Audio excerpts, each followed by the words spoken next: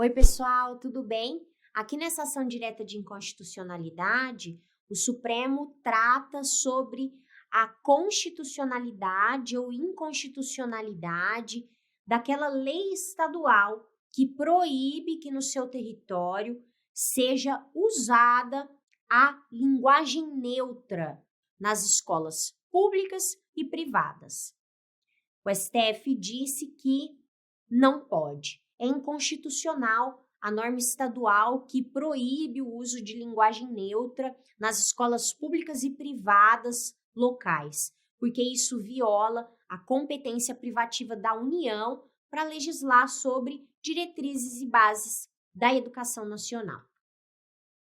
A situação é mais ou menos a seguinte: uma lei do estado de Rondônia proíbe que no estado seja usada a linguagem não binária, que é conhecida popularmente como linguagem neutra, linguagem do gênero neutro, na grade curricular e no material didático das escolas públicas e privadas.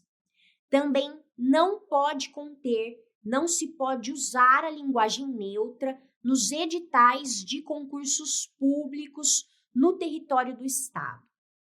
A Confederação Nacional dos Trabalhadores em Estabelecimentos de Ensino ajuizou uma ação direta de inconstitucionalidade contra essa lei do estado de Rondônia, alegando que há um vício formal nessa legislação, porque essa legislação de Rondônia invade competência privativa da União para legislar sobre diretrizes e bases da educação nacional. Aqui eu trouxe a título de curiosidade o que significa, o que é linguagem neutra, linguagem não binária. É uma modalidade de uso da língua portuguesa brasileira. Nessa modalidade de uso da nossa língua portuguesa, se inclui um gênero neutro,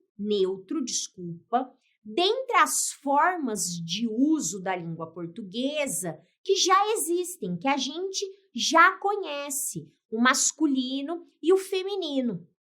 Por que existe a linguagem não binária? Para a gente sair dessa lógica binária de masculino e feminino, bom e mal, certo e errado. Existem várias formas de se usar a língua e de se testar o uso da língua por diferentes grupos sociais. Inclusive, nós já usamos estruturas não binárias na língua portuguesa. E não só, quer um exemplo? Antigamente, quando a gente pegava os tratados internacionais que tratam de direitos humanos, a gente via muito a expressão direito do homem à vida, direito do homem à integridade física. Com o passar do tempo, para retirar esse caráter sexista de se falar em direitos dos homens, mas pensando que não existem só homens no mundo, mas também mulheres, crianças, homens idosos, mulheres idosas, pessoas que não se identificam nem com gênero masculino, nem com gênero feminino, pessoas intersexuais, enfim, uma variedade de gente. A gente passou os tratados internacionais que tratam de direitos humanos, passaram a adotar que toda pessoa tem direito à vida, toda pessoa tem direito à integridade física, toda pessoa tem direito à saúde, à educação, ao trabalho. Isso, trocar o homem por pessoa, é uma estrutura não binária, que já faz parte da nossa língua portuguesa. Gente, por que eu tô falando isso? Porque o estudo de gênero na língua, e não só na língua portuguesa brasileira, não é um estudo novo. Os linguistas, eles estudam gênero, a presença de estruturas marcadas por gênero na língua dos povos há muitos anos. A língua, ela está sempre em modificação. E por quê?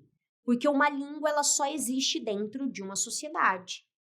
Uma língua, ela só se transforma dentro da sociedade. E tendo em vista que a sociedade se transforma o tempo todo, é claro que a língua também se transforma o tempo todo. É a partir de mudanças que ocorrem nesse próprio meio social em que a língua nasce, que a língua também muda. Agora que a gente aprendeu um pouco o que é linguagem não binária, isso que eu trouxe para vocês está de acordo com a linguista Janaína Viscardi, tá? Agora que a gente viu o que é linguagem não binária, que não é um trem de outro mundo, a gente vai pensar nesse caso que chega para o STF, nessa ação direta de inconstitucionalidade movida por essa confederação. Os estados, eles podem legislar sobre educação? Podem. Lá no artigo 24 da Constituição Federal, a gente tem que se trata de competência concorrente da União dos Estados e do Distrito Federal legislar sobre educação. Acontece que quando os estados e o Distrito Federal vão legislar sobre educação, eles legislam sobre educação observando aquelas normas gerais que são criadas pela União na esfera federal. A União, ela já editou as normas gerais que tratam sobre educação. Qual é essa norma geral? Lei de Diretrizes e Bases da Educação Nacional, a Lei 9.394 de 1996.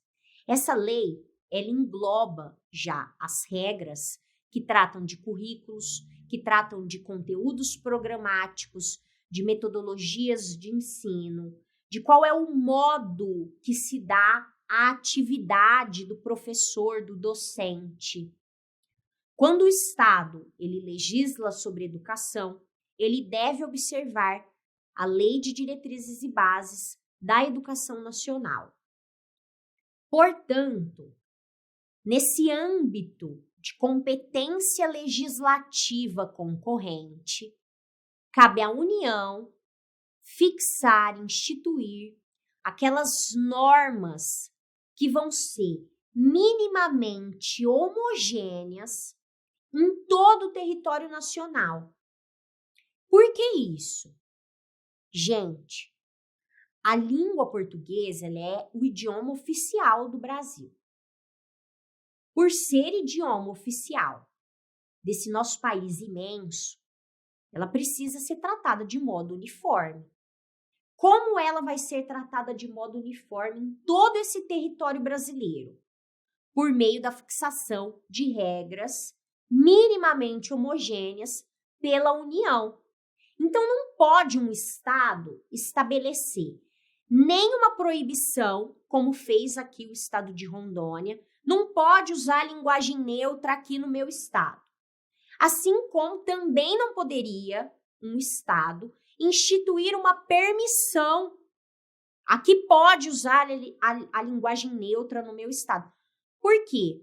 Porque quem autoriza ou desautoriza essas questões que tratam sobre o idioma oficial do Brasil é a União, não são os estados. Por isso, o STF concluiu que a norma estadual, que a pretexto de proteger estudantes, proíbe uma modalidade de uso da língua portuguesa, é uma norma que viola a competência legislativa da União. Cabe à União legislar sobre diretrizes e bases da educação nacional. Espero que vocês tenham entendido e a gente se vê nas próximas aulas. Tchau!